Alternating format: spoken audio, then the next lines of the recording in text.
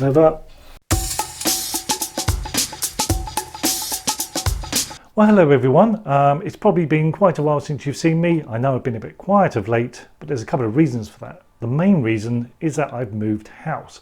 So I've moved from South Yorkshire and I've gone all up market and moved to North Yorkshire. It's been a long time coming and it's been a bit of a relief to actually move.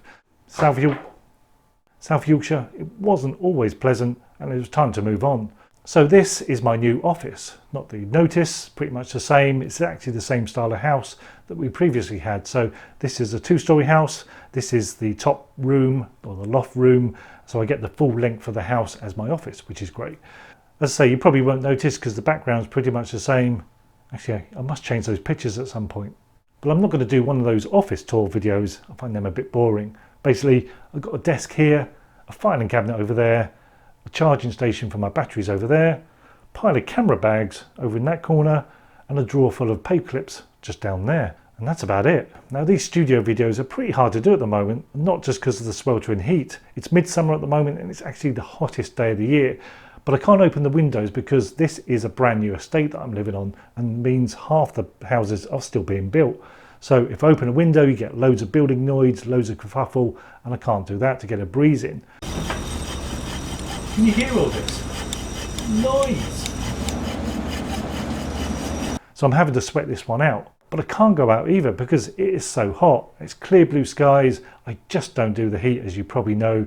And it's actually around 30 degrees today, which if you live somewhere hot, it's actually equal to probably 40 or even 50. Oh yeah, our summers are much hotter than what yours are.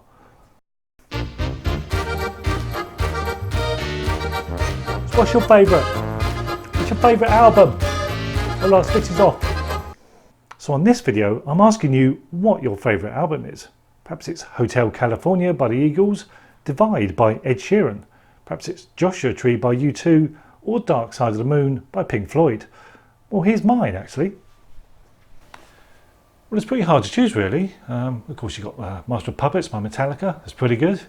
Could have well, Physical Graffiti, Led Zeppelin, great album that. What else? Something else here you could have? No, that's it, just those two. So the idea of this is I think you should think about your favourite album when out on location. Think of all the different types of tracks that are on there and how that can help you with your compositions. So first up, the 7-inch single. So the 7-inch single, actually you don't have 7-inch singles these days. You don't have singles at all, do you? You stream the songs. Anyway, the promo song, the promo to promote the album. That's the hit song that they put in the charts, put on iTunes, and that's the one that promotes the album. So that is your classic shot, the shot that gets you to a location.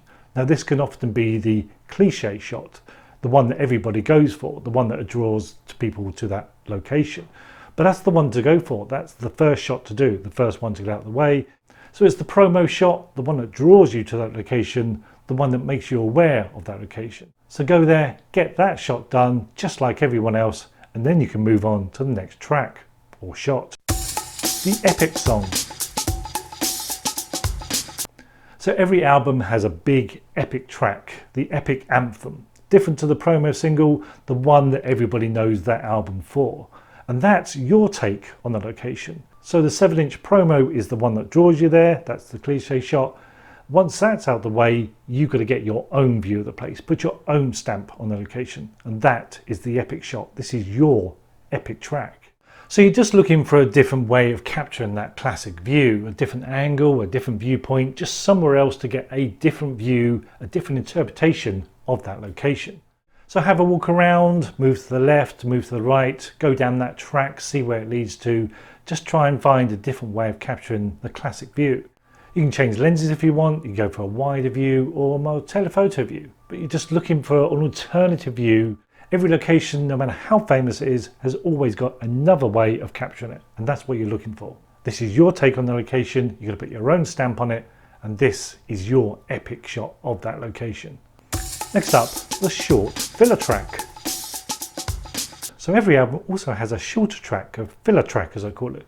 So you have your big epic track, which could be 7 minutes long, and then you'll have a shorter filler track, which could be as short as 2 minutes.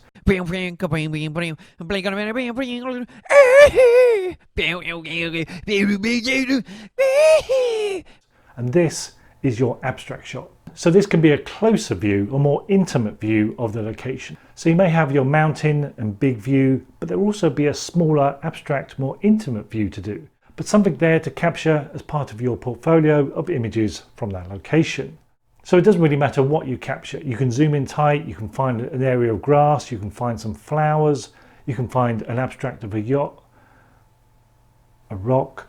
But it doesn't really matter, it's just something else to capture, something more intimate, away from the big view, something that you've found within that environment. Okay, track number 4, shot number 4 is the ballad.